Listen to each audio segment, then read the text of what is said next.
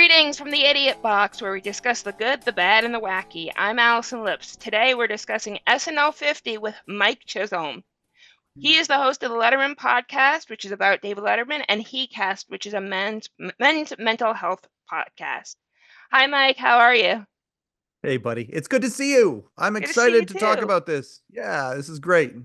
Yes, we're talking specifically about the live show, but I know you have also not talked about, but watched the other aspects of the SNL festivities. Yeah. I don't know if you're going to send it out as a companion piece, but or link that comes with this. You sent me that article today. I think it was from Variety maybe about Yes. NBC Universal strategy with SNL 50 and how they like it was a grand slam home run. When you go back to like the Olympics and you saw the prep for this event here and how Oh yeah.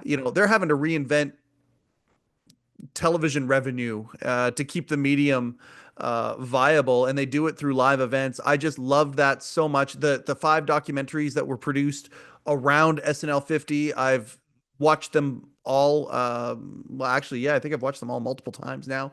I just thought it was a masterstroke, and I got lots to talk about when it comes to SNL 50. Loved it, absolutely loved it.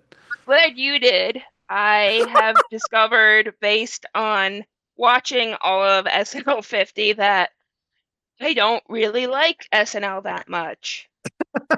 That's not to say that I don't appreciate what it means in American television or that I think SNL 50, the actual 3 hour live show or three and Mhm. a half hour live show, was bad because it was a great SNL episode. I just don't like SNL. See, and I've watched it. My cast is the Dana Carvey cast, but also like they say your cast of SNL is your cast that you had when you were in high school. Well, my cast Yes. in high school shifted because Dana Carvey and Phil Hartman and Jen Hooks, Victoria Jackson, Kevin Nealon, John Mhm. Lovitz, Dennis Miller. That was my cast, but then it kind of morphed, and others were added to it. Chris Rock, Melanie Hustle, Chris Farley, Adam Sandler, David Spade, Rob Schneider, Ellen Cleghorn. They were added to the mix while I was in high school. So my high school years, I kind of got two, and then '94 is when I graduated. So that was when Will Ferrell and them came into it. So um, those were my years of SNL, and I loved it and have loved it since then. I fell in love with it again when Tina Fey made her imprint on the show, both on camera and then behind the scenes as well. I'm a big Seth Meyers guy as well. Mhm. And I have a soft spot for Jimmy Fallon because of SNL. Like a lot of people don't, there's people who don't like Jimmy Fallon, even though I'm a Letterman guy. I really really enjoyed him, but the cast that I loved, I thought was really well represented this Mhm. particular SNL 50. I enjoyed it. I'm still talking to this day. I'm still talking about SNL 40. I loved SNL 40, and I thought this episode, this 10-year marker, was a fantastic sequel to SNL 40. They had very little overlap between the two shows, and I Right. just I can go back and I can remember SNL the 15-year anniversary, and many memories from that. So yeah, I love these shows. A fan of it, and I'm excited to kind of dive into it a little bit with you. Yeah, this is the first SNL special that I have seen that marks a huge Hmm. milestone. I haven't Hmm. seen 40 or Yeah. 15 or 40 would have come out, I was 20. I would have been away at college most likely. Yeah. And that So, was when that episode came out, like when that special happened, it was mhm. monumental. It was a monumental thing. Like people were like, I can't believe they threaded the needle with SNL 40. It was a crazy, crazy thing. And I feel the exact same way about 50. I do believe it actually outdid it, probably because of the landscape changing the way that it has, NBC having a Yes. streaming service with the documentaries that all came out around it. So I think that the show itself was probably on par, but because of all of the hullabaloo around it, that's what made it seem that much bigger, I think, this time around. I also think 50 is a bigger milestone than 40, even though 40 Mhm. is forever in TV. Yeah. It's not 50. There are few shows that have made it to 50. Okay, let me And ask you, let me pick your brain on this. yeah. Like Elite Group, certainly in the variety series where it's number one by far. Hmm.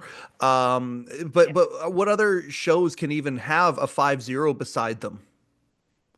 Usually talk shows and things like the Today Show. So it's Okay, usually yeah. news, public Yep. affairs. So like Meet the Press has also reached at least 50. I'm not sure how many it is at this point. Yeah. But it's And how not many? Oh, go ahead. but it's not like even shows like Law and Order, which is approaching like 25 or just celebrated 25. Yep. Like how much longer can it go on? It's You know, also yeah. not the same show it was when it started, whereas with talk shows and SNL, these are shows where you can switch out parts and still call it the same thing, and people may argue over this host or that host, but hmm it's still identifiably the same show. Yeah, I think that that's a key part. Like, The Simpsons is approaching 40 years. Yes. we're getting in. I think it's 35 years, maybe something like that, 36 years. But SNL, I believe yeah, and 1989. yeah, I think it was 89 when Simpsons came out. So I mean, like, this is way before 89. Yeah. 75 is a long time. Like, that's a long time. And the Today Show, now let's go into, okay, so the format is the same and there's a lot of similarities there. But how many of the staff can say, like Lauren hasn't even been there 50 years because he took 5 years off, right? Right. He's been Lauren's there been there 45 45. years. But anyway, yeah, the fact that it has stayed so similar for so long and been part of the culture for so long, I'm glad that it got the numbers that it did. I'm Yes. extremely curious to see what But that, happens now what, that like the 12 things. million people overall watched it in some Mhm. form at some time? And in television today, for a non-sporting event, that is huge, and but you Yes. go back to, like, when I was a kid, That those are was the numbers that normal. Johnny Carson would pull in every night. and Right. but now Those that, are numbers that would get shows canceled. yeah, yeah, oh yeah, like, it's a different thing now. But Very the different. the thing is, a lot of people still have that same love for this thing, but this thing is changing to the point where it can't fund itself the way that it used to, and because of that, Seth Hmm. Meyers doesn't have a band anymore, and you see these things. So Was so a I'm huge really, loss. yeah, oh yeah, I'm really excited that NBC Universal is thinking outside the box to try and figure out ways to keep these appointment television, programs, events, relevant, and so we can keep our medium, because I love this medium.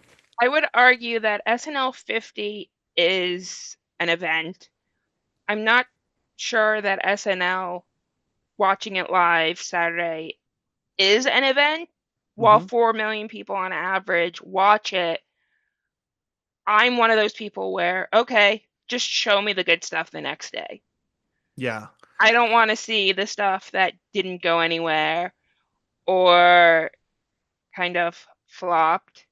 And hmm I spoke about this with Joe, where it used to be that on the East Coast we got one show, on the hmm West Coast you would get another. You're in Canada, but you would still get the West Coast feed based on where you are. I'm thinking Yeah, I because you mean, get yeah, Seattle. yeah. So we would get King 5 TV, but we always had, if you got the deluxe cable package, Yes. you always could get, like, there was it was always the Boston. You could get NBC Boston, and so you Oh, got the that was okay. ahead. So yeah, so like well, in my heyday with Letterman, for most of late show's run, I could watch Letterman at 8:30 my time, and Oh, so you were because I watching on Boston, not Seattle. correct. And so I had King 5 and I would watch King 5, sometimes. But because we could do the time shift thing back before the DVR came out, when we had the VCR, the nice Hmm. thing was is that we had extra options if we were taping multiple things on the same night, that kind of a thing. You could do it with early feeds and things like that. So, um, but SNL, it never hit my radar that the West Hmm. Coast show could be radically different from the East Coast show. You would hear every once in a while, like you'd read in a magazine, Yeah, it that wouldn't be radically different. They would swap out sketches that completely bombed, is or a more musical what I guest, was they would getting at. use Dress's musical performance as opposed to the live performance, they would use the dress rehearsal one or something like that. You'd read an article here or there where they would talk about that, but I never noticed the difference. But I personally think that SNL, part of the magic of what you're talking Yes. about is Weekend Update, because Weekend Update in many regards is, it's like the Daily Show, right? Like, I'm Yes. sure there are people who watch, whether they're watching every night or they're watching just when Jon Stewart's back on or whatever it is, Yeah. that would watch it the next day or whatever. But it's so topical that you almost have to watch it in that time to understand exactly what's going on. Otherwise, it becomes a time capsule. I love watching Norm Macdonald on Weekend Update, but it is a time capsule. Yes. It's I you know. think Weekend Update is more of a time capsule than the Daily Show is right now when Jon Stewart Mhm, hosts, because I mhm. watch the Daily Show only on Mondays. And there are some times when I don't get to watch it until Thursdays. But Yep. because John is only on Mondays, he's not covering the things that we are going to forget on Tuesday. He's just Right. covering things that are overarching that you're not going to forget. Right. It is going Yeah, to and be a time capsule 6 months from now, but watching Monday's show on Thursday is not a time capsule. gotcha. I gotcha. Yeah. And for me also, the magic is in the musical. And again, the musical performances on these late night shows, like, I mean, Mhm. on the weekly late night shows, from a ratings perspective, many people look at the musical segment as a throwaway segment because you're literally Yes. watching the ratings go down like crazy. For me, SNL and the musical guest has been, Did an I don't know. entire documentary on it. Music goes Yeah. along with SNL. SNL is music and comedy. It reflects the times.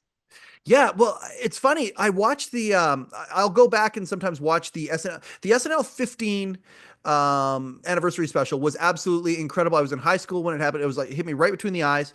1990, Do you and have it? it's on. There are clips of it that are on YouTube. I actually do have it on a video cassette at my parents' house somewhere because I used to tape all that kind of stuff, and I never Okay. recorded over anything. I had it. I do have it somewhere, but there are clips of it available. One of the clips that's on there is they go through the music. Hmm. It was funny even when Prince performed on that. And even which by the way, I'm gonna bring it back around to SNL 50. Remind me to bring that around to SNL 50. The Prince's, because I believe Prince has a huge Hmm. connection to these anniversary specials, and there was an echo of Okay. Prince in SNL 50. But Jerry Hall introduced Prince, and it was during the time when the Batman movie came out, and Hmm. everybody was Batman was everywhere back then. If you weren't there, you don't necessarily understand what I was saying. That Batman movie that came out in the summer of '89 was crazy. It was everywhere. Prince did the soundtrack for it. People were shaving the bat symbol in their head. Like it was everywhere. That's just the 80s.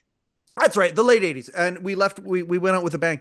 Um, but there weren't really superhero movies, and Batman changed Right. that. And Jerry Hall, when she came out and introduced Prince, and she said, on this show, many times we have artists who you've never heard of or have yet to Hmm. hear of, or who you heard of a long time ago. Here's an artist that we are seeing at just the right time, and then she brought up Prince. I believe it was after that segment they had the musical Was he montage, and it was a Prince or the symbol? no, he was Prince. It was still He was Prince at Prince. that point. Yeah, and Okay. he had a bat symbol above him. He played Electric Chair, which is on the Batman soundtrack. But it was cool because they had after that, I believe Hmm. it was either a segment around that. They had the montage, and it was a very the '80s, '90s, very Hmm. simple. It was just showing through the years people who had been on the show musically, and it would show a bit of their musical performance, and it goes all Yeah. the way back to '75, and it finished the very first. It showed like Fine Young Cannibals, which were really hot at the time, and Yes. then it went back all the way to someone You're from talking about the '75. band. You're not talking about how much you love fine young cannibals as people. It's Well, more the the people. I judge the individual. I'm not going to like or dislike somebody despite their culinary preference.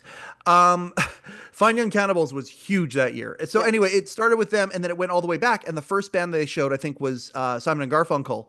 Hmm. And it was just that musical montage was completely different than the musical montages that were on the documentary to SNL 50. That's how deep this show goes when it comes Yes. to music. And even though there's a lot of people now who are like, I've never heard of these people who are on SNL as the musical guest. Yeah, you might. you might moving forward, and you might see how big of a part they are to the culture a few years from now when you look back, you know, and I think that that's an important thing. But the Prince thing, I want to go back to the Prince thing of SNL 50. Yeah, go Miley for it. Cyrus doing Nothing Compares to You, the Yes. version of it that she did, I thought it was a fantastic pull that they chose that song. I really want to know, um, like Yeah, because you Sheila had Rogers, who Sinead was O'Connor Letterman's also music there. booker for years and years and years. I'm curious if Sheila Rogers was part of that. Like, I'm so curious why they would choose Sinead O'Connor, who made that song really Hmm. famous. Okay, she went number one big time with that song, but it Yes. was a Prince song, and Hmm. Prince's version of it is different than Sinead's version of that. But Yes. Sinead had an infamous moment on SNL when she ripped up the Yes. picture of the Pope. Yes. Miley, who's a friend, you know, she's a friend of the show of SNL, Yeah. and Hmm. they do this version of Nothing Compares to You, and it's Prince's version of it. And Prince, of Yes. course, back at SNL 40, I believe it was SNL 40, he played. Jimmy Fallon tells this story. There's a whole bunch of people that tell this story about Prince playing at the after party, and Oh yes. I I just think I've thought heard that, this on. oh, I think I heard this story like multiple times on Conan. yeah, yeah. Conan. I think Conan has talked about it as well. Yes, yes, yes. Yes. And so, like, this is just an example. Like, that is a deep cut. There's a lot of thoughtfulness, and edge, because Sinead's moment with the show, she didn't sing that song on the show, but that her you know, when Yeah. she ripped up the picture of the Pope, it wasn't that song, but Sinead O'Connor linked to that show forever because of that. And to Yeah. me, I love thoughtfulness, and when something is made with love, I appreciate it. I felt that this is one of many moments in SNL 50 where it was made with love. Yes. And also, what I find interesting, and this is probably my favorite quote from Lauren, is like, we're way too opportunistic to ban anyone. Oh, I So love they've that. made a big deal out of Sinead O'Connor, even though at the time they were not happy. Then there was the whole radio with Elvis Costello, which Lauren Absolutely. said, like, I at the think that's time where he that was quote like, came from. It was referring to Elvis, I think, in that yes, it quote. was in the Yeah, yeah, documentary. yeah. And Lauren is like, at the time I was like, I guess we're being hijacked. um, And and there Adrian was an Brody. yeah, there was also an article online where someone, like, Lauren is a divisive figure for multiple reasons, but someone, I can find the article because in the title he literally calls Lauren Michael. I wish Lauren Michaels wasn't such a tool.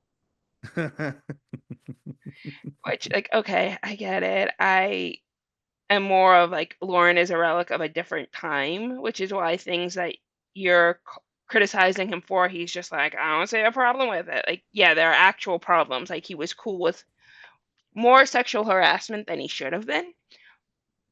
But again, it was also the 70s and everyone was on drugs. I was So gonna we say, don't well, know. you took the words right out of my mouth. What about drug use? Like, I mean, you know, things have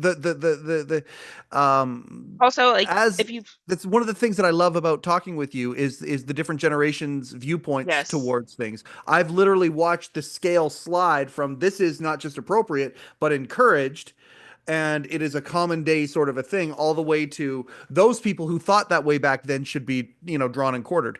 Um, right.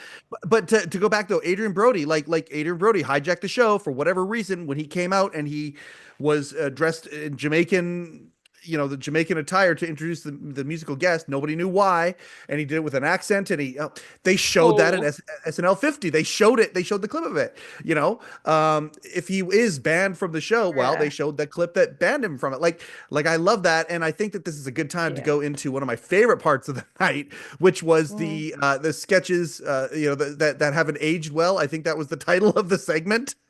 Right. Also, John Mulaney. There were 894 people who have hosted the show, and only two have committed murder.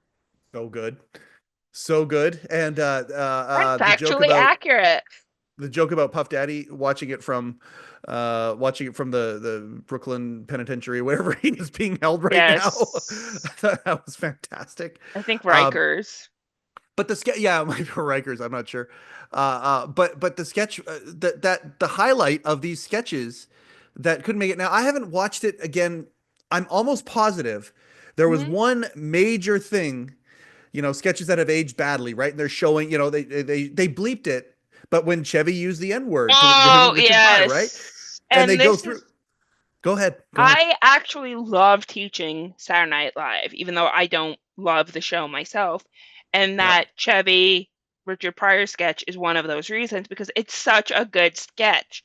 I Yep. think part of the reason it hasn't aged well is because of Chevy himself and not Oh, that's because of what's interesting. going on in the sketch. Because Chevy, we know, not the greatest person. He said racist, sexist, all sorts of things off camera.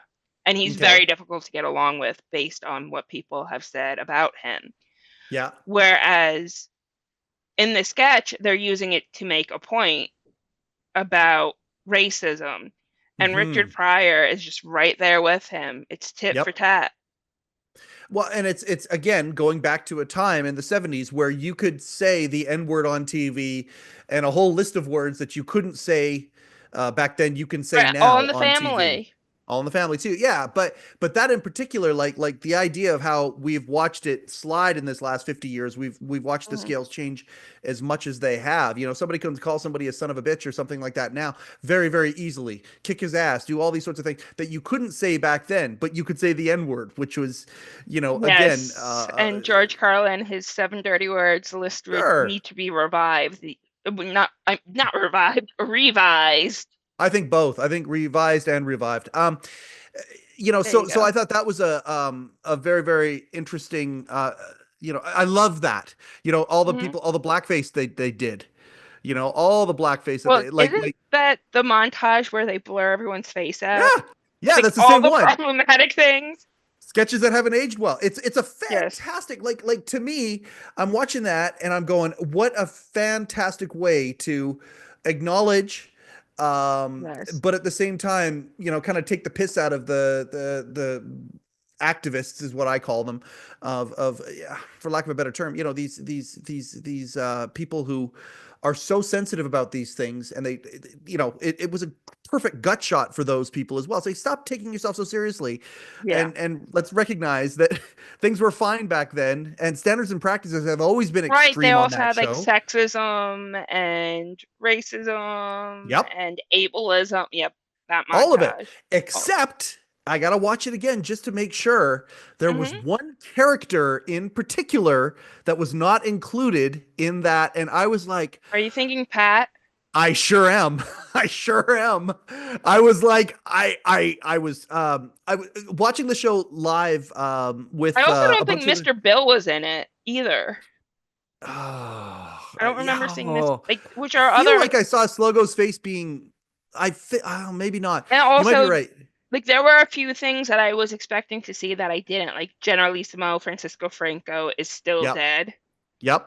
which is one Yeah. of those lines that I quote whenever I get a chance. Yep. So it's like there were a lot of things left out of it, and I think That, that's just a that matter of night, it being on so long. for sure, for sure. And well, again, I feel like SNL 50 was a sequel to SNL 40. Now, it came out that night. I was live streaming it or live chatting with the Daily Comedy News podcast in their Facebook group. I was in there, and we were just Okay. all going back and forth, just throwing out thoughts as they kind of came up, right, out of the Yeah. stream of consciousness. So the one thing that I said that in there, I'm like, oh my goodness, they went right up to the line, but they wouldn't go over it. And to me, it felt like adding Pat to that, which might be, if they did have a character who was the Hmm. most like, I mean, yes, okay, Fred Armisen did some blackface to play President Obama. I mean, I don't know. To It was me, also again, George Patterson, the sure, New York governor blind. yeah. Oh, you talking about the New Jersey, or was it? No, that's It right. That's was right. New That's right. York. Yeah, yeah, yeah, yeah. He would make fun. He'd take the piss out of New Jersey all the time. He would always Yeah. just, yes, that's right. Yeah, they're good examples. Now, again, I don't know that I have a problem with that.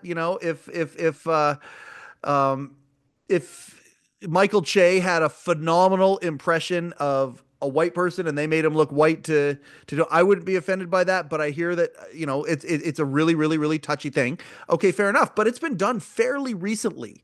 Yeah. Like President Obama's presidency was not that long ago, and it was fine at the time. It was okay. It got past standard and practices and also the It got past moral. standard and practices, but I wouldn't say it was okay. I remember watching SNL during those times, and nobody was upset at that in the mainstream media. Nobody at all.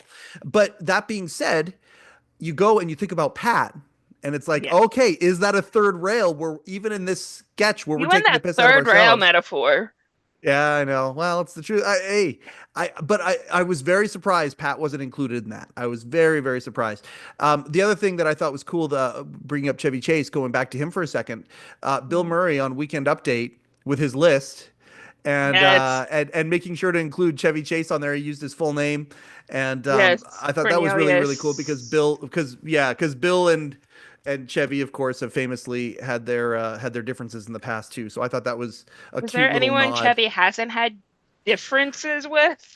Well, maybe, but I don't know if there's where punches have been thrown. I think Like uh, you Chevy know. went to a roast in his honor and had no friends show up. It was just people punching him verbally. I just um it's funny. Clark Griswold always has he'll always have a special place in my heart. So um I really thought, did you watch the SNL uh did you watch Saturday Night, the movie? Yes, I did.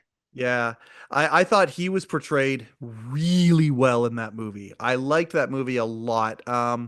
I thought Jason Reitman did such a good job with that movie. It I was so felt good, it and part of the was. reason I loved it so much was the way that Chevy was portrayed in it. I mean, yes, Chevy was good, but the movie felt too long for me. Really? Yeah, I had several issues with that movie. I talked on about them previously on this Okay. podcast. All right.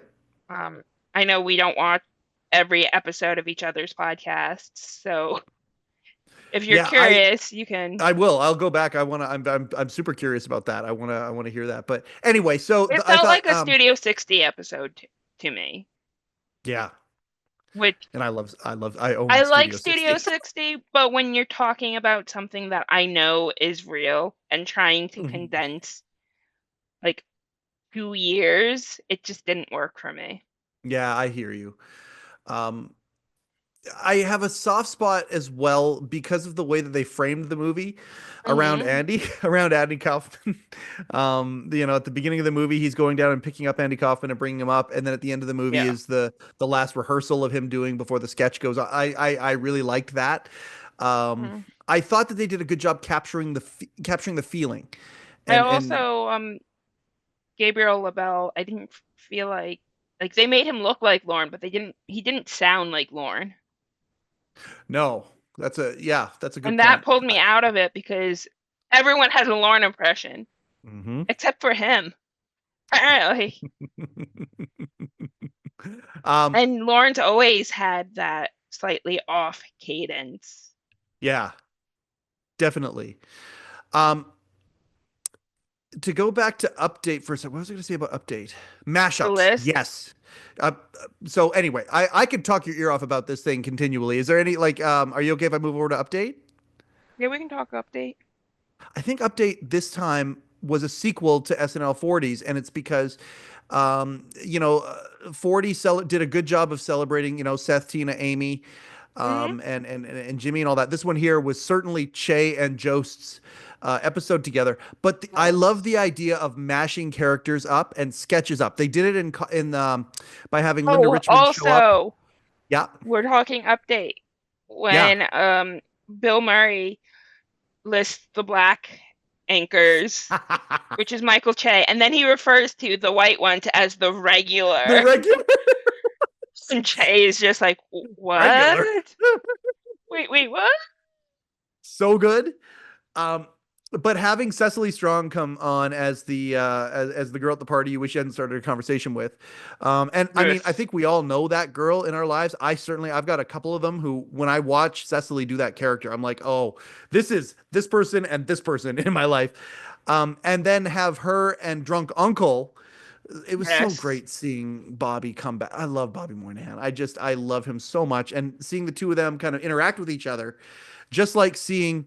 Um, Tina and Amy's character, their little talk show, and then Mike Myers shows up as Linda Richmond from Coffee Talk and comes on there. Yes. I love the idea of mashing up some of these characters together, and Yes. watching them. Eddie Murphy playing Tracy Morgan Oh, on that Black was Jeopardy, like brilliant.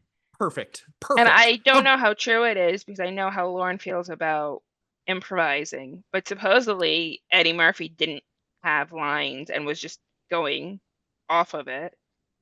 I don't know if that's true. It would I don't not know if surprise that's me. true. I thought there was a lot of improvisation in that show. I think it's one of the reasons why it went over the way that it did is because there was extra improvisation. My Yes. favorite one of the night. wa- I'm a huge Sarah Sherman fan.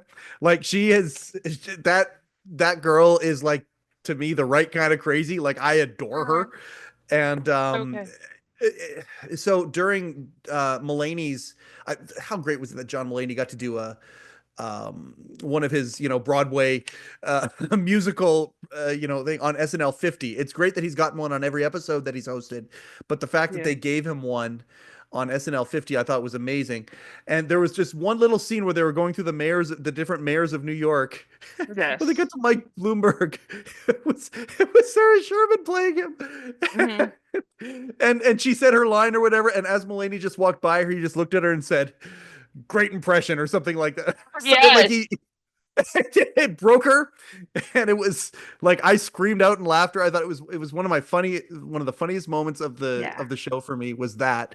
And I think that there were quite a few. I think Marty Short had one. Eddie Murphy, as you were Hmm. talking about, I think he had a Yeah, few. Marty Short getting deported. Oh God, that was funny. Also the only Canadian who wasn't on Schitt's Creek. Yeah, and I got a soft spot for that because as you know, I'm a big Schitt's Creek fan as well, and Canadian as Should well. I So put you anytime, down for that yeah, sure. for the Oh, please do. future? I'll name names. Jim Carrey. He starts screaming Canadian names. That was fantastic. And then we haven't even talked about our boy Dave being in the audience. Yes, and he got a shout out. He People were saying that they think he was Paul's plus one. I don't know. Like, I feel like so it's funny with Dave and that show. It's funny on my show. We talk about this many times. The connection between SNL and Letterman. Hmm. And I mean, there's all sorts of different connections. They've swapped writers, especially early on. You think about like Jim Downey, for example, who I thought they did a good job. Kind of, there were lots of little nods to Jim Downey in SNL Hmm. 50 and the documentaries and stuff. I thought they did a good job of Yeah. that. He was one of Letterman's writers early on when Lauren left, and Dave got a bunch of those Harvard guys, George Meyer and some of these other ones. So there's always been connections to the show. Never mind the fact Absolutely. that when late night was taping, like Sandler and all those guys, they would all go up and try and just hang out. Conan would write sketches from David Letterman's desk when the studio was all quiet, things like that. I Yes. love there's connections that have always been there. Famously, Dave has never been part of SNL, except for Lauren asked him to host, and he Said politely said no. no, I don't want to wreck your show. But Paul Yes. Schaefer, of course, being a huge Of conduit, Bones course. Malone, being a huge conduit between the two. So they've always been connected, but you've never seen them mash anything up. And to the point where Dave's in the audience, Steve Martin doing the monologue, which I thought was Yes. absolutely brilliant. I thought the show kind of after Martin, it lugged for a little while and then it got better again. It got really good. But Steve Martin looking up in the audience, there's David Letterman giving him a shout out, showing him and Paul in the audience. Also, Yes. on the back of Dave's of the new book about Lauren Michaels, there's a Hmm. whole bunch of people who do little shout outs. Conan's one of them, Hmm. and some of these other people. Steve Martin in his shout out mentions David Letterman on the back of Lauren's book. Like Steve is a huge fan of Dave, and I'm super curious as well. I mean, whose idea was it to give Dave that particular shout out at that point? Part of me, part of me thinks it might have been Steve himself. I don't know. I don't know. It could have been. And we also had Fred Armisen as Lawrence Welk in a new sketch, which I thought was an odd choice. Well, that wasn't a new sketch. That was that was one of the sketches that he used to do with the that you're talking about, the one with the, I forget the name of the sisters, but with with Kristen doing that. Yes. Yeah, I mean, it was great to have that back on. I thought that was a Well, great. like again, it was new to me because I don't follow SNL that closely. Oh God, yeah. Like that's one of Kristen's. I mean, like Kristen is one of I those know the people. tiny hands. I know Yeah, Denise, but the yeah. Lawrence Welk part of it, I was not Oh aware of. yeah, no, they were hand in hand with each other for sure. That Okay. was a from back in the day, and I mean that was like Kristen, watching her, having her back was so great as well. Um, yeah, I mean, you talk about how many magical, unicorn type performers that have come out of that show, or been Hmm. highlighted by that show, and that have come out and done some things. Kristen certainly being one, Fred being another one too. Like Kristen Wiig and Fred Armisen used to do weekly comedy together. And you think Yeah. about Portlandia, you think about what Kristen's done since then, and it's just it's such an amazing institution that because of this last few months we don't take for granted, and it shows that we don't. I thought they did a great job with that. And then there was also yeah, we already touched on Black Jeopardy. Oh, the physical comedy montage. Fantastic. Yeah, what did you think of There, that? I mean, I'm not like super into physical comedy, but Hmm. there was one sketch that I ended up looking up, and I think you may know which one this is. Okay. Um, John Mulaney from the physical comedy. Yeah. Oh no, The I reference, see, every time I think about that one, I'm thinking about Chris Farley. Go ahead, tell me. so What's the you John can't do Mulaney that one? on television, the one where they got this set. Oh, with the So green, with the slime. Oh my God. Yeah, yeah, yeah. Of course, of course. so Oh, I that ended up was. looking that up. Yeah, like Mr. Canadian over here. I know, I know. I mean, Alanis Morissette is crying a small tear here right now, knowing that I didn't pull that right away. Yeah, yeah, that was. I have not pitched it, but introduced it that way. Mhm. Mhm. That's on you, man. It's It's on on me. you. It's on me. By the way, if speaking of, you can't do that on television, speaking of Alanis Morissette, for people, I've introduced this to people. For most people, don't know this. Look up Alanis Morissette "Too Hot." Her video Oh, for "Too her Hot." when she That's was all you need to. doing That's all I need to say. Look up Alanis her Morissette "Too teen Hot." pop years. This is between "You Can't Do This on Television" and her, "Jagged Little Pill." There Yeah, was there her was "Too debut Hot," album. and there was "Too Hot," and that video. Yep, watched it for an entire summer. Some It was things for a it you. was a it was a hit up here. It was a hit up here, and you might be surprised if you haven't seen "Too Hot" by Alanis Morissette. It's Oh, you fantastic. will definitely be surprised if you haven't seen it. Um, But the physical comedy one, yeah, again, yeah, really, like, again, some of the things they chose to put into this show I thought were extremely inventive and new. Like, again, sequels to previous, they didn't retread and do yeah, the same anniversary special.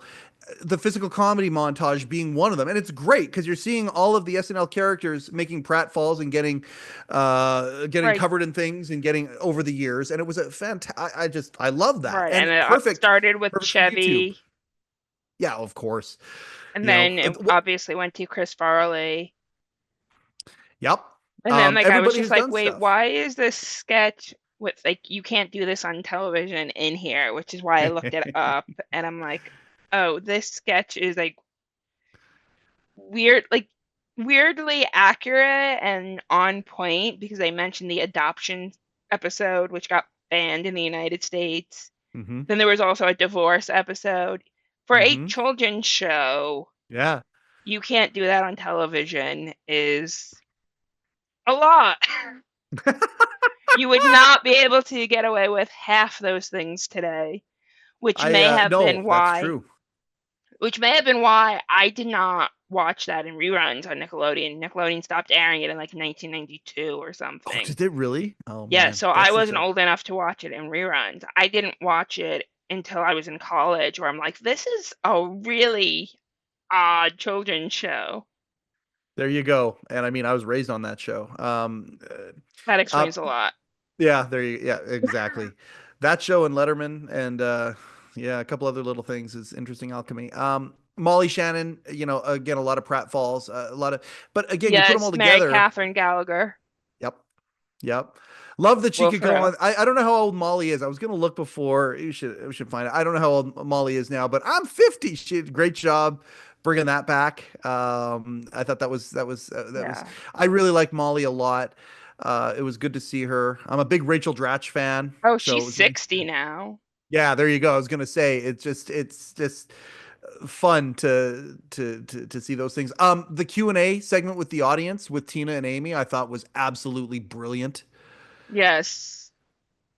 I can remember Yeah. Tom Hanks did the I don't know if okay, so Oh, when going they back were to just giving time to people who weren't in the show anywhere else. yeah, yeah, like Julie Louis So Dreyfus sitting beside Adam Driver. The moment with with her Adam. dog. Yeah, we had Quinta Brunson, Tim Reed, Ryan Reynolds, Nate Bargatze, Yep. um, Donna from Wardrobe, who I believe retired now, Don Lovitz, who was at the John American Lovitz, Girl yeah. store. The John Lovitz was really, really, really funny. I'm not You mad. I meant just want to know why. That was a great line. Julia Louis-Dreyfus, which you mentioned, Adam Driver also, Cher, Keith Richards, Zach Galifianakis, Mm-hmm. John Hamm, that was Mm-hmm. good. Bad Bunny, who was asking questions in Spanish, Seth Meyers, Al Sharpton, and Ray Romano, which that's a blast from the 90s. Yep. Yep. Jason Momoa, who was Donna's favorite to help dress and undress, Fred Armisen, and Peyton Manning, who tells Lauren not to retire. Yeah, Peyton Manning, I love. I've huge. Again, these Letterman, some of these Letterman connections. So Dave is obviously really connected to Peyton Manning. Dave spent a Yes. lot of time in 30 Rock that week, by the way.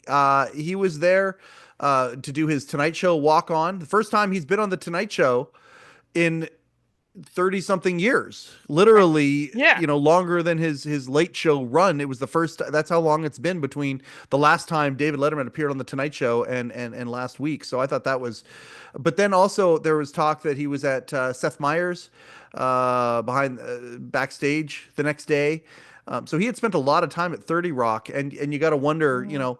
sometimes Dave is known to kind of make spur of the moment kind of decisions. You got to know. I wonder if he was always planning on being at SNL 50, or if it just kind of happened serendipitously as he kind of went through his week. So, um, but yeah. Anyways, I to go don't know back, why but else he would be at 30 Rock, just making appearances, places. well, with Does Paul, he because just Paul was there all randomly week, go to right? 30 Rock? I don't feel So like he'd yeah, be invited there randomly. well, yeah, he. So when Is he like I want to say picking up three a or 4 years tie from the ago, 80s? he shows up on Myers periodically on late night as a guest Yes. periodically. Um, Paul and the band taking over for Jimmy Fallon's band because the Roots, I mean, and the Roots did a phenomenal.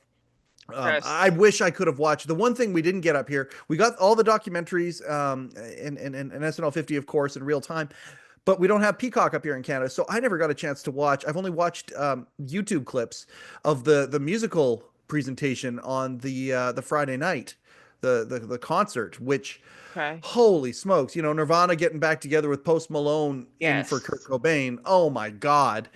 And so you look at the Roots taking the week off. People will say, well, how come the Roots took the week off? They were not And taking the week off. oh, were they ever not taking the week off? So Paul and the band did a phenomenal job. I think Paul and the band were underutilized, but I also think that the Tonight Show that week, because Jimmy had so many things to do throughout that week, because he was part of the Friday night concert, and of course he was Yes. part of SNL 50 as well. I mean, I Yeah, can't I believe don't they know got why four they new didn't shows just out Yeah, I don't know why they didn't just go dark that week. because they wanted. Oh, you're Okay, this right. is They going were back to the building up to beginning. SNL 50. They're yeah, so Seth and like on Yeah. Fallon, yeah, Letterman there, which is amazing. That walk on, I just loved that because it looked like Dave was just upsetting the apple cart. To me, there were some people online saying, "Oh, the stuff they wrote for Dave was really bad." I don't think they wrote anything for Dave. I think Dave saw a clip somewhere of hitting Jimmy Fallon with tortillas in the face, and he's like, "I just want to do that," and then it seemed like when he walked on, he was messing around. The person who was throwing the tortillas, Dave was trying to pull him on to get him on camera. There was a guy with cue cards that was there that was not Jimmy's cue card guy who had jokes for Dave to read. And Jimmy's like, "Hey, you want to read some jokes?" And Dave's like, "Here, show me some of these." And he brought the cue Yeah. card guy on. And to me, I think Dave just was. Personally, I think Dave was wreaking havoc. If it was meant to look like that, well done. I don't think that's what it was. I'm pretty sure he was just being a brat, which it was I fantastic. think But they, then yeah, that's one go of ahead. those things where it's just hand the keys to him. Like Yeah. Jimmy Fallon, people cannot write for Dave. They're two No. very different people. It's not like I could see some of like Conan's people being able to have that skill, but Jimmy Fallon's people, I don't see. Well, here's the thing though. When I first saw the cards and it looked like Dave was going to read some jokes, I was Hmm. really zeroed in on that for a second because a couple of Dave's writers are Jimmy's writers now.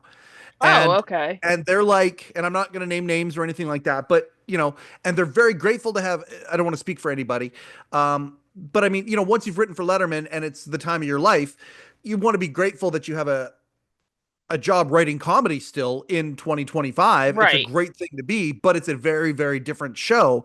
And I Yeah. was super curious about what was on those cards. Like, I'm really curious what was on those cards.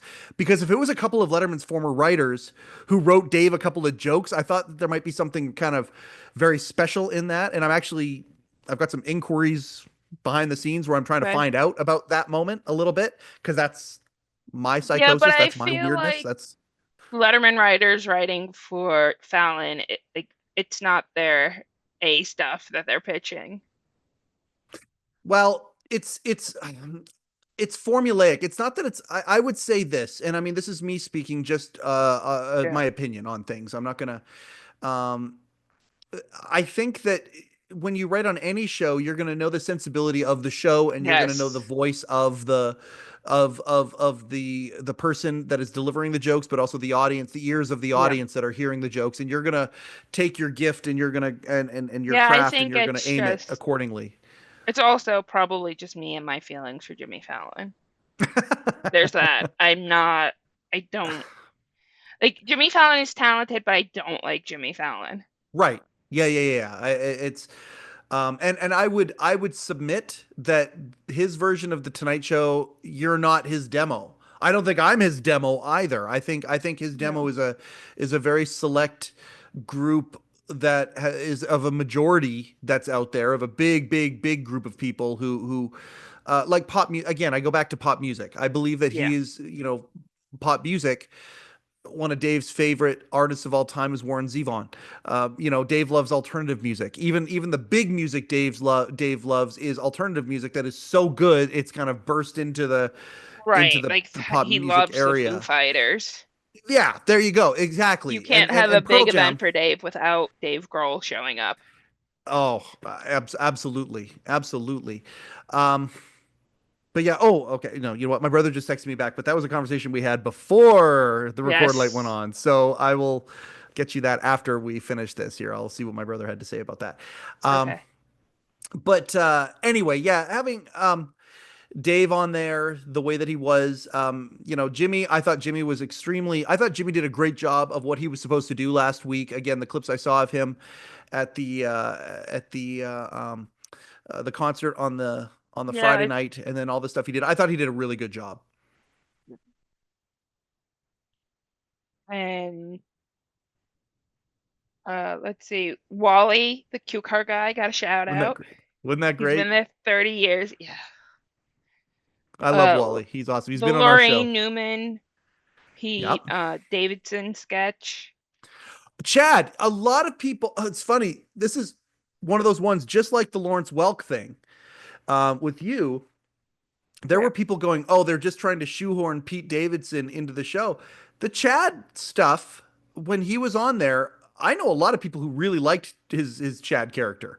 Yeah, I don't I know thought that why was the Chad character I knew, but I did not know that Lawrence Welk was a ha. thing.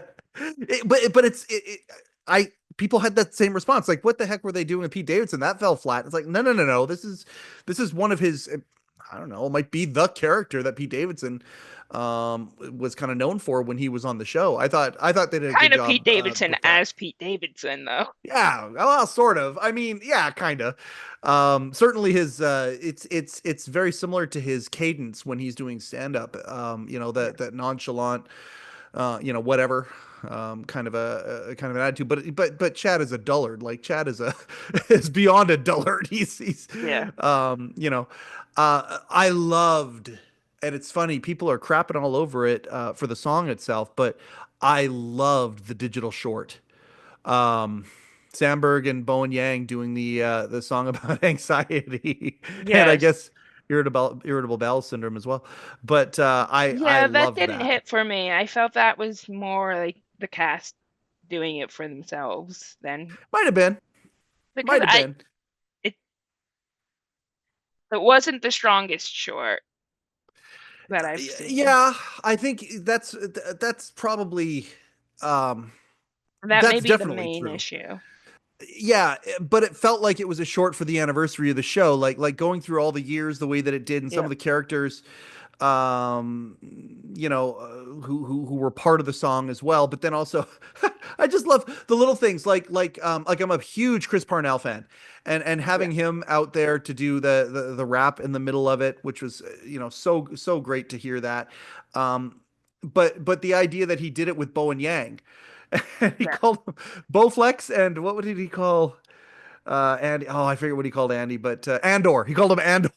Yeah. Andor, Bowflex. Hey, and it kind of had that lazy Sunday sort of I a feel to it a little bit, and yes. then they went into it, and it was very much an SNL digital short. I was Yeah. surprised. Now, this may not be. I was very surprised they didn't have a "Please Don't Destroy" video on there, which is the Yes. writers. It's. I was very surprised they didn't have one of those. That was one of my most surprising things. People talked about how Dana Carvey wasn't there. There was a Wayne's World. To me, I I don't know. thought. Go ahead. I don't know too much about Please Don't Destroy. I just found out that um oh my God, Steve Higgins' Hmm. son is in the group, Yeah, yeah. which is also And a weird thing. Conan's in their movie. They did a movie, and Conan O'Brien's in the movie that they did. So if I Okay. were to say, I feel like so the SNL digital shorts ended, Hmm. and then Kyle Mooney showed up, and his films and his pre-recorded pieces kind of were sort of the sequel to that. And then and the people out there can correct me if I'm wrong on this, and probably will because I usually am. But I believe that after Kyle Mooney left, the Hmm. Please Don't Destroy boys kind of showed up with their it's kind of in my opinion, it's kind of the new version of an SNL digital short. And it's usually the Yeah. three of them in the writer's room. Sometimes they bring in that week's star. Sometimes it's just them, and Hmm. chaos or ballyhoo ensues. And usually I would say more Ballyhoo? weeks than not. Ballyhoo, yeah. Okay. Tomfoolery, hijinks. um, Okay.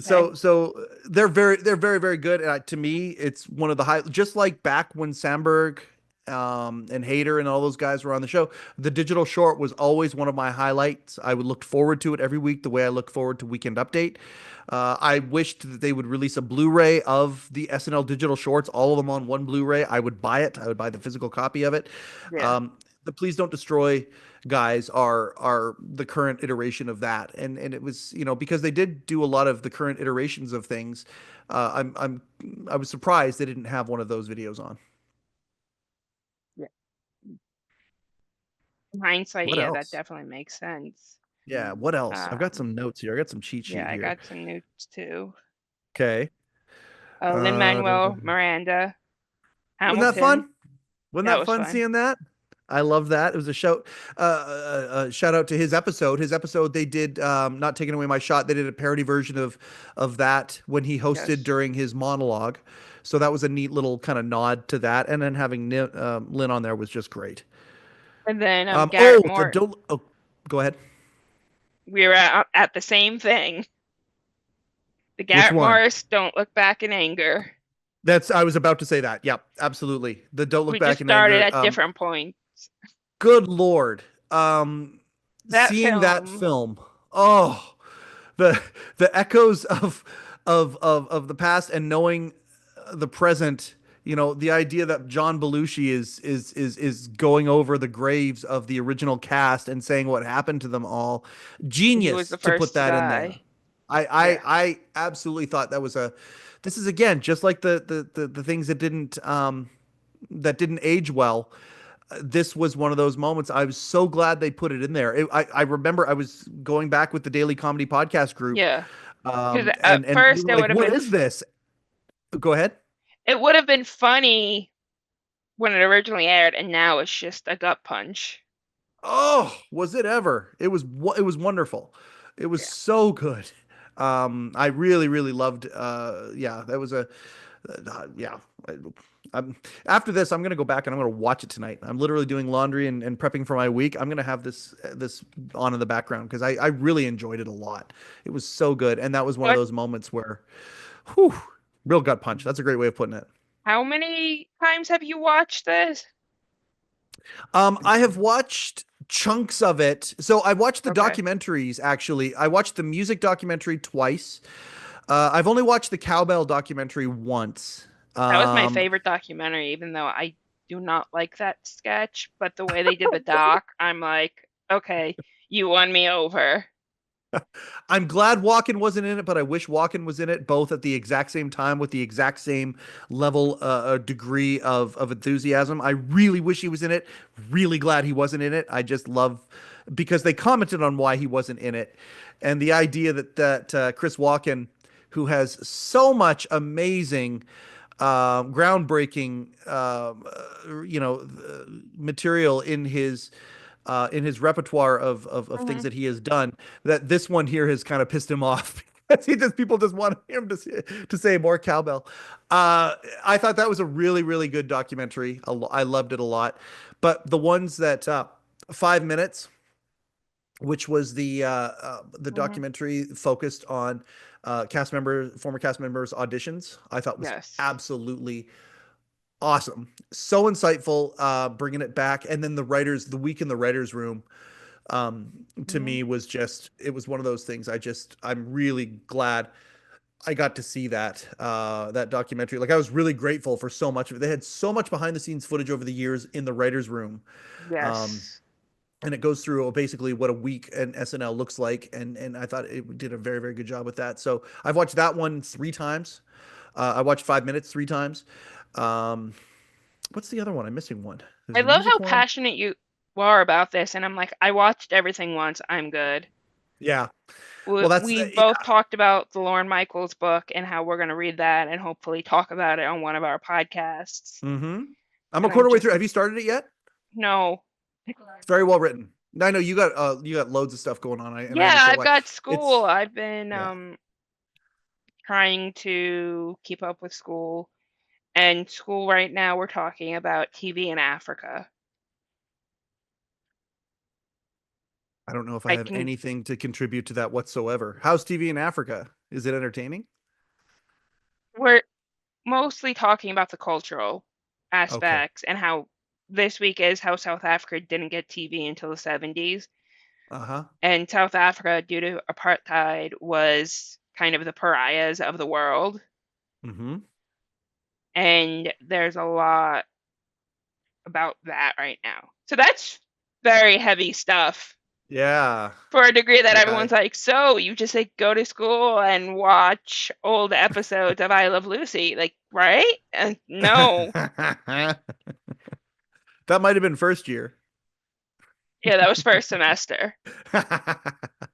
We But the watched. Lauren book is very well written. And I'm already getting some insights to it. There's a part that came out actually late nighter this week. Put out an article pertaining to something in the book, and that was that Lauren has actually had sold his Yes. stake back to Universal for hundreds of millions of dollars years ago, Mm-hmm. which I thought was very interesting because a 500 lot of people have million. been saying, yeah, yeah. So a lot of people have been saying, oh, what's gonna happen when Lauren retires and all this sort of stuff, and NBC getting its thing. Oh, it seems like NBC has everything back, and Lauren is just a partner with NBC. Again, tremendous amount of power and Right. how he can use it, of course. But yeah, I thought that was a really interesting piece of news. Apparently, that comes out of the book. I haven't gotten to that part in the book yet, where that happens. But just the book is very, very good.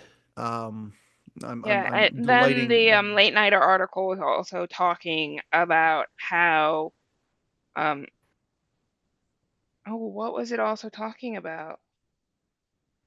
It was SNL Studios. Lorne sold his share back to NBC.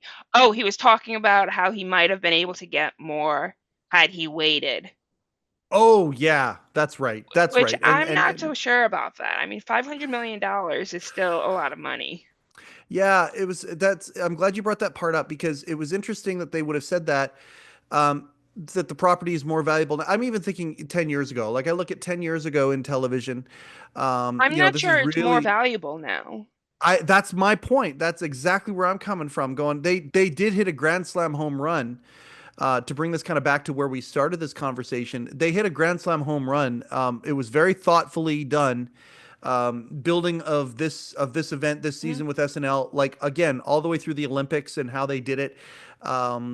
They've clearly had a very, very concise road that they were building and then driving down.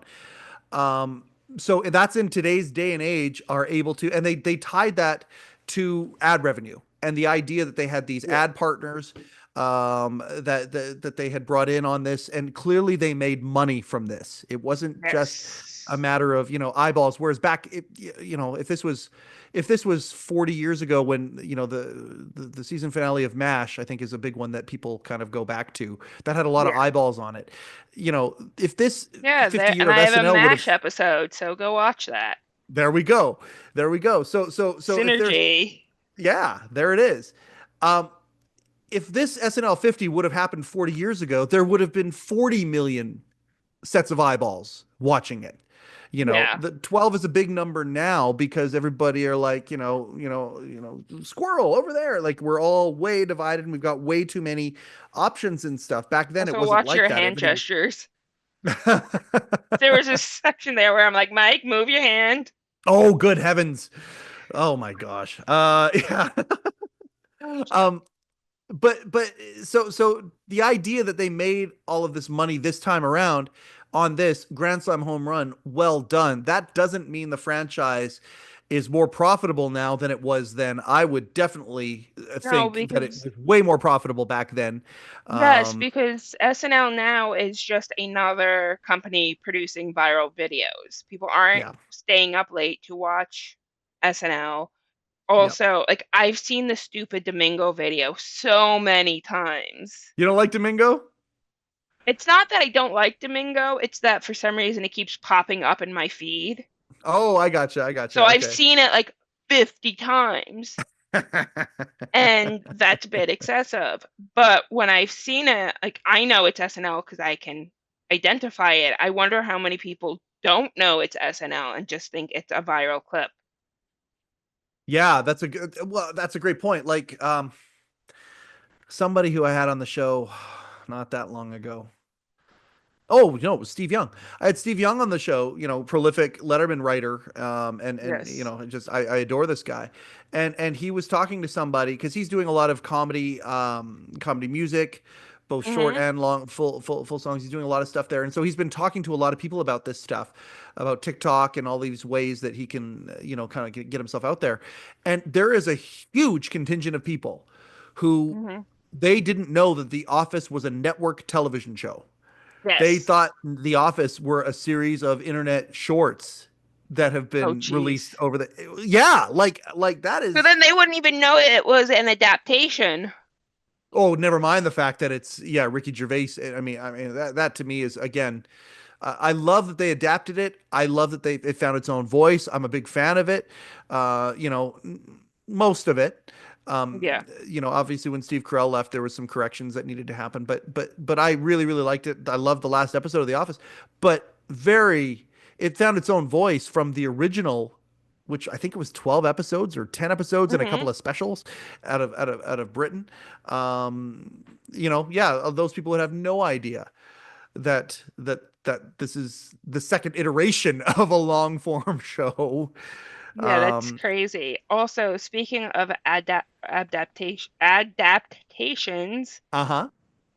Saturday Night Live has a few which we don't ever talk about, Hmm. and none of them have lasted even anywhere close to the United States version. That's They, interesting. Do you know who the longest is? I believe I have the list right here. I think it is Saturday Night Live from Milano, the Italian Yeah. adaptation, aired from 2006 to 2011. Let me Wow. check Saturday Night Live That's Korea because interesting. I think that was also on for a while. Um, that was on. Oh, Saturday Night Live Korea has been on for 15 seasons, Interesting. or was on for 15 seasons. It ended Let this me year? see.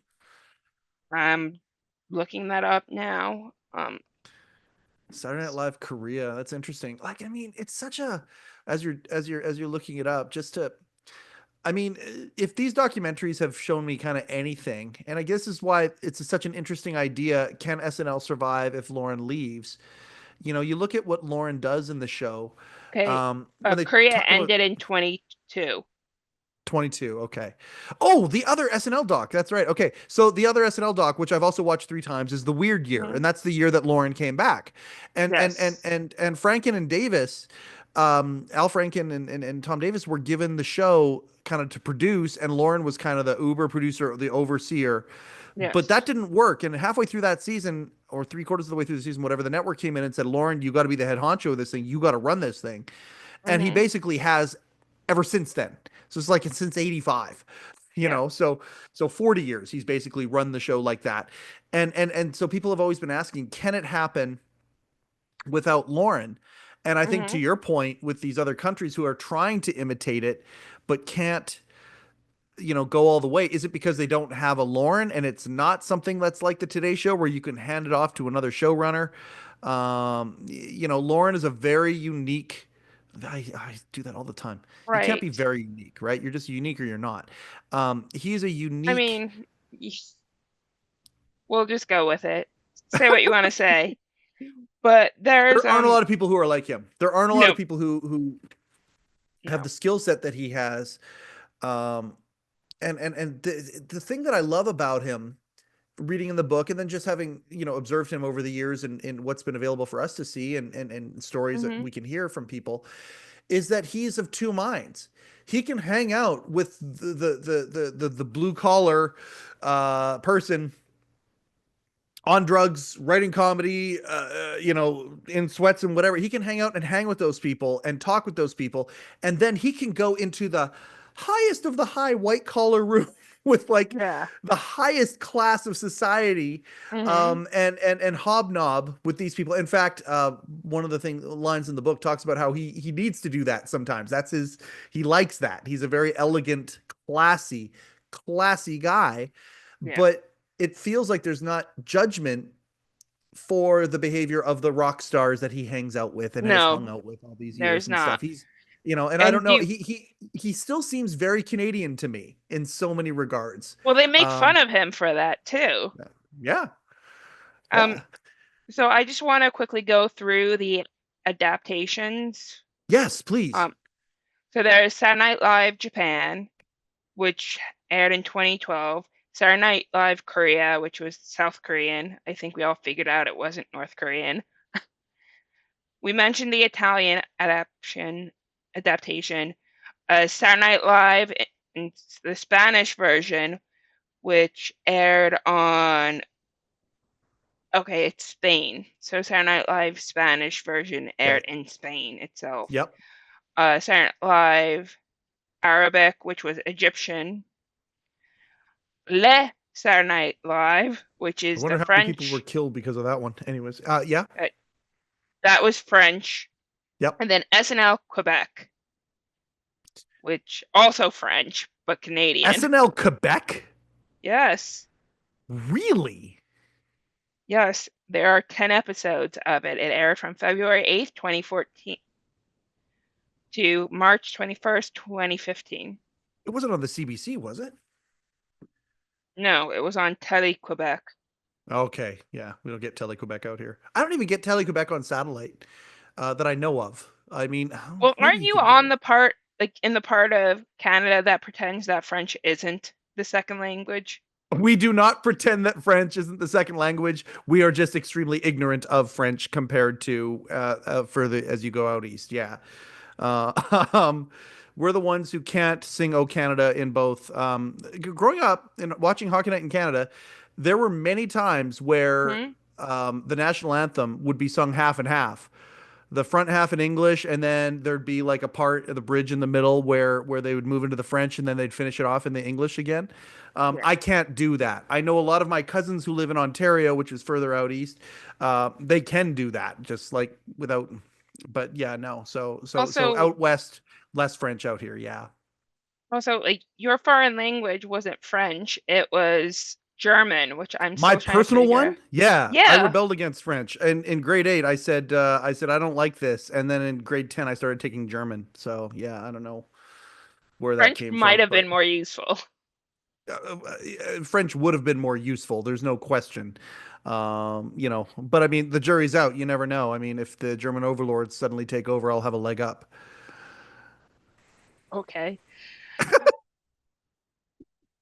I don't know how that's going to work out. And then we're going to close out the Saturday Night Live 50 Yes. episode.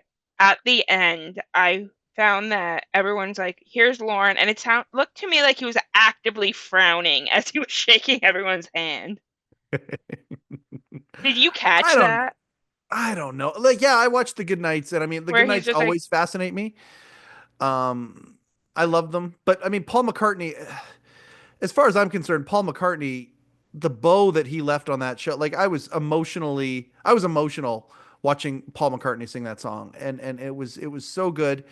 Um, and then the Good Nights. I mean, I can only imagine what's going through Lauren's mind as he's producing this show, but yeah. at the same time, like I don't know. So it could have been something as simple as, oh, we're 30 over. I hope the network's not going to be too whatever,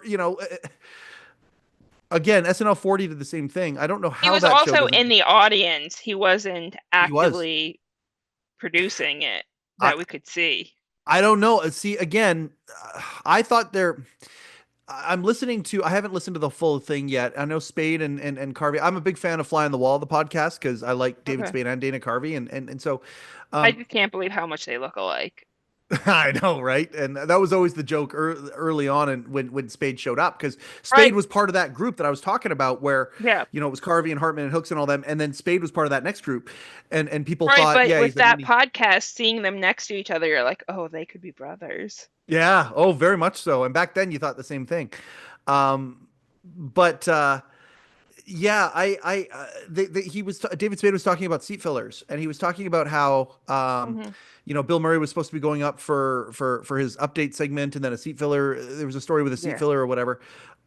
I'm wondering if Lauren had one as well, and then he wanted to be in certain shots in the audience as well. But I haven't gone that far down the rabbit hole yet. I plan on that though. Like there's a lot of stuff coming out about the show right now with different personalities who were there and whatnot. And I want to listen to all of it So a or lot of watch people all of it. getting sick, whether it's flu or COVID. Dana Carvey wasn't there because of that. See, a lot of people were like, "Oh, Right. Dana Carvey snubbed the show." No, he had the flu. He had Right. the It was Dan Aykroyd who's like, I'm just gonna watch it at home. Yeah, It's that was an fine. interesting one. That was a really interesting because they were people had been saying to him, all these interviews with him have come up now. Are you going to be on Yeah. the show? And his responses were, borderline No. cryptic. Um They were mostly like, I'm gonna be watching it at home. yeah. Yeah, like, and it's cool. It seems like from everything that he's being very classy about it. It wasn't like it was trying to throw shade or any digs or anything like that. Um but yeah, so Lauren being in the audience, I'm super curious as to how much of that was produced versus how much of it he actually just got to watch. Yeah. I imagine that his fingerprints are all over the show. I mean, even though he brought Tina Fey back as they called her a staff writer. I don't know if she was a staff writer or if she was more than that. But some interesting thoughts. The idea that Scarlett Johansson was all over the show. Ryan Reynolds, her ex, also featured in the show, which I thought was Hmm. interesting. Um, but yeah, I don't know if Lauren. I don't know if he was.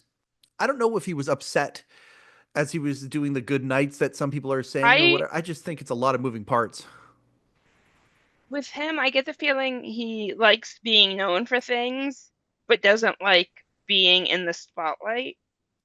Yeah, So like if you know his name, like great, but like if you're putting a camera in his face, like he started as a performer, but you wouldn't consider him a performer now. And no. as the producer of Saturday Night Live and creator, he could have put himself on camera all he wanted. Oh yeah, Instead, yeah, he's just on camera as the guy who is the producer and creator of Saturday Night Live. And it's yeah. pretending to be angry at someone doing something. Sure. I I love every single time he goes on camera. All the way back to I I do just love too. the clip with the Beatles, offering $3,000 for the Beatles to Yeah. get back And it together. almost happened. I know. Oh yeah, it's so funny, so funny, and all the way up to like there's lots of whenever he would show up in the monologue, drinking champagne, drinking wine with somebody or whatever, Hmm. like they're in the Sarah Palin years, him and Sarah Palin beside each other, and then Alec Baldwin shows up, hey Tina, and Yes. like I love that. Kristen Wiig when she left, they had this amazing scene where it was a dancing scene where people were going back and they were trading partners and all that, and Hmm. suddenly, as Kristen, this is Kristen's very last sketch ever, suddenly Lauren comes in and Lauren's dancing with her and she Yeah. loses it. Like it's making me lose it. Like I love that. Lauren knows exactly. He knows the mechanics of that show to the point where he knows when he can sprinkle himself into that show Yes. and it be perfect. And so Yes. I love that about Lauren. He's on the list of if there's five people I want to have a conversation with, he's in that list. I really respect him and I've been fascinated with him. And I've wanted to have a conversation with him. Well, I mean, with I'd ask him about all sorts of things, Yeah. but specifically Letterman. I really think that he has an interesting perspective. Letterman, Johnny Carson, and Hmm. his role in building that show around those other shows, and then how True. he has become basically late night the Uber producer of late night for that network for a Yes. long time. And I would love to have a conversation with him regarding those things. I think that would be fantastic to talk to him about that. But yeah, True, he's because just one of those after guys. Letterman left NBC, Lorne Michaels, Broadway Video, took over late night with, That's when it and that's how started. Conan got the job. Yeah. That's when it started. It started, they brought him on board when they found out Letterman was leaving. They brought him on board and Dana Carvey was batted around and Gary Shandling of course too. And then Hmm. um, Lauren and Smigel and the SNL brain trust of the time got a chance to really spread their wings, Yeah. and they did it into movies, they did it into all sorts of stuff. But really, at the end of the day, um, I said this to somebody not too long ago on a show, and I forget who it was, but we were Hmm. talking about Conan's Tonight Show run was what 9 months, something like that, Yeah. 7 months, 9 months. Would it have been that way if Lorne Michaels was still the producer? I don't know that that's the case.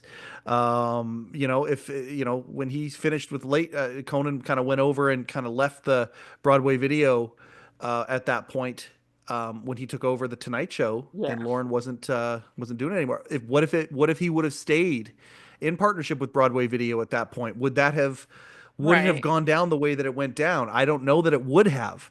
But Lauren didn't have a I dog in the think it fight would the have been same way that he harder would for have. Conan, for Jay to claw his way back. I completely agree with you. That's my thought on it. But I mean, who am I?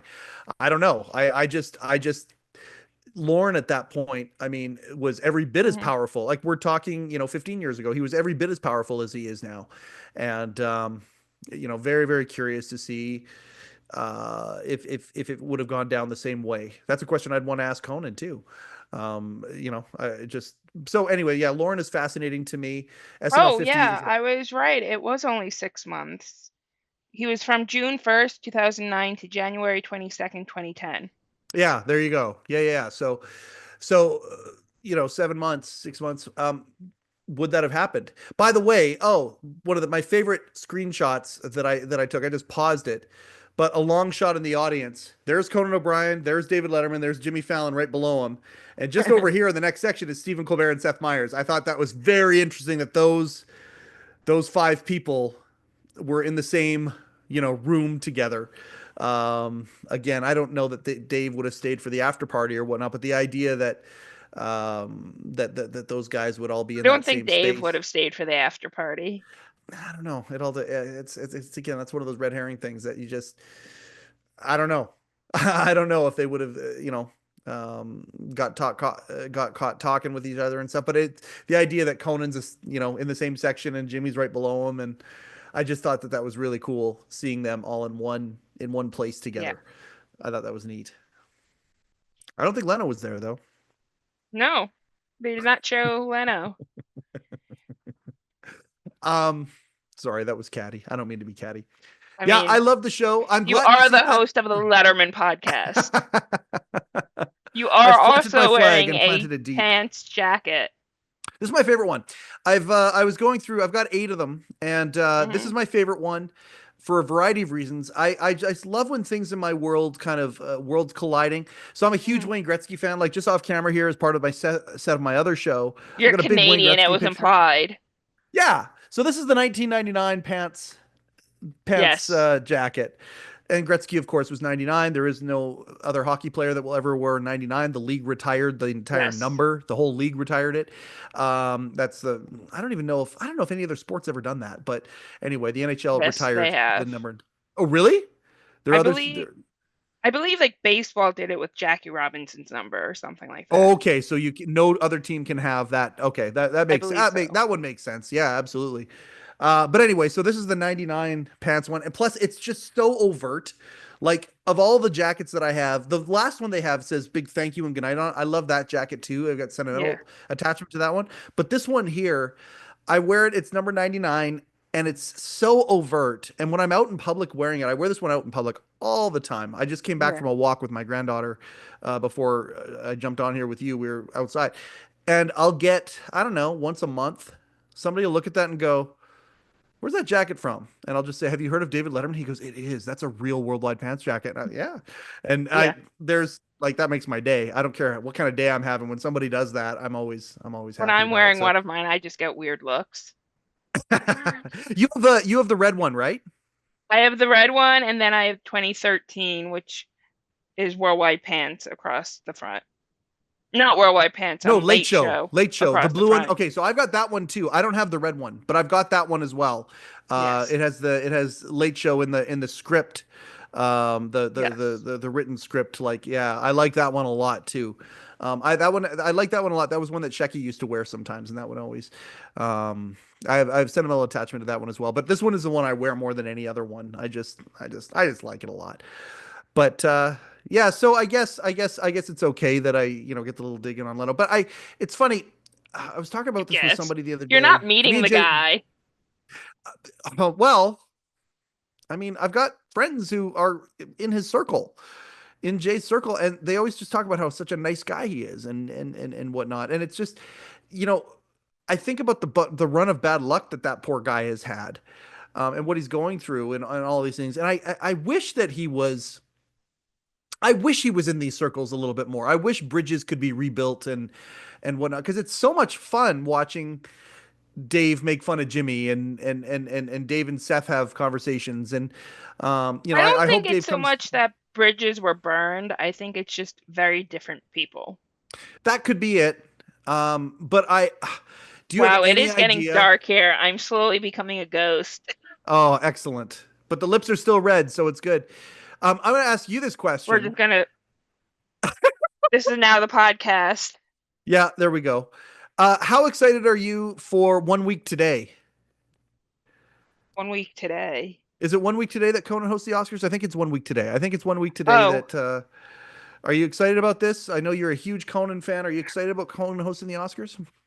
I'm not like I'm not a movie person. I'm a TV person. So I'm just Right. like, okay.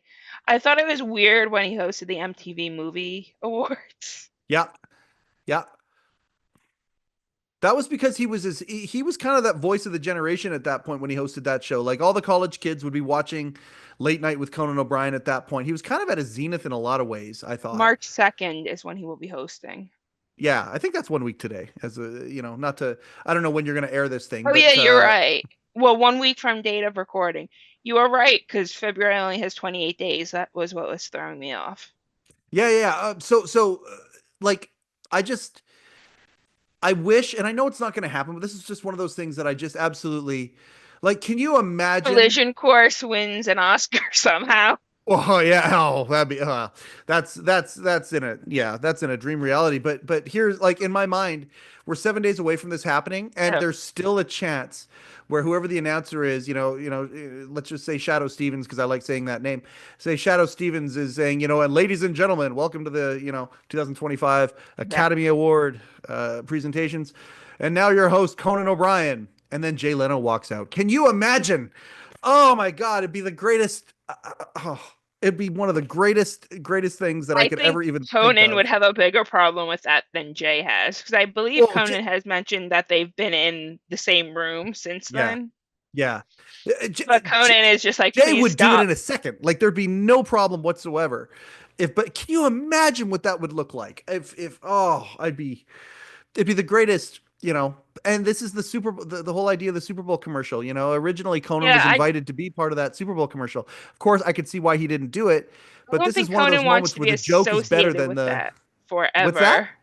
I don't think Conan wants to be associated with that whole debacle forever. Like he's moved on. Well, and he has, and arguably, he has pivoted out of being one of the goats, like one of the greatest talk show hosts of all time, who's been able to pivot Recreating away from podcasting. being it and having an amazing That's just what another act. What's that?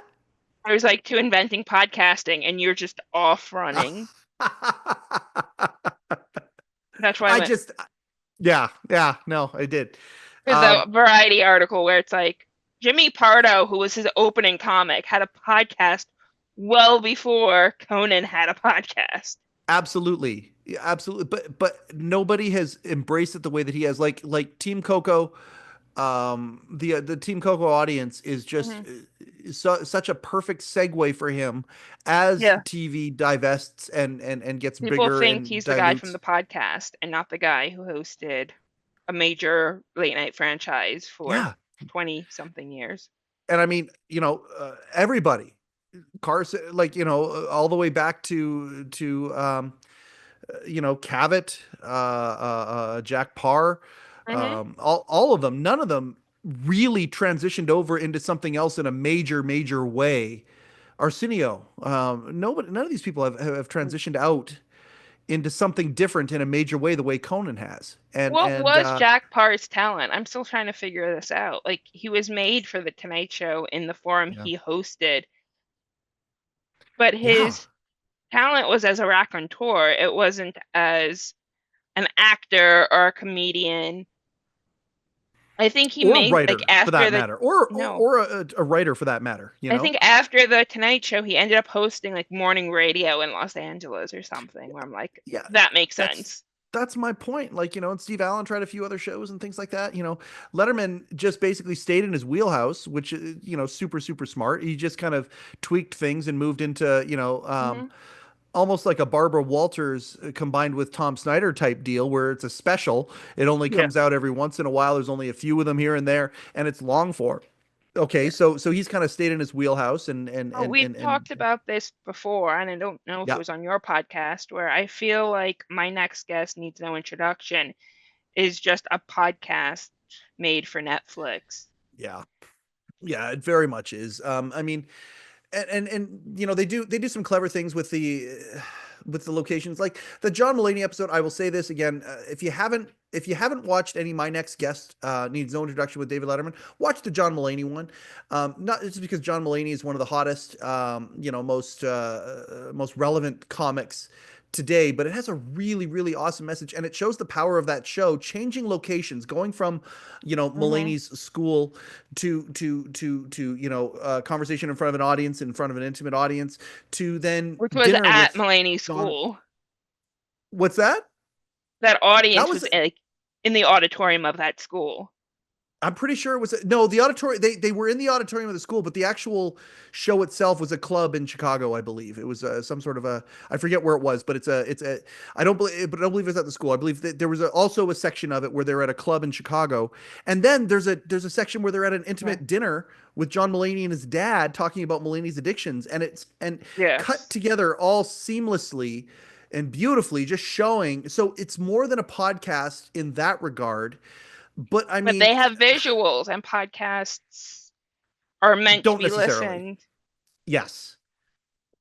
Yeah, when you're jogging or driving in the car. Like, that's right. yes, this is a video podcast, but if you don't watch our video, you're not missing much.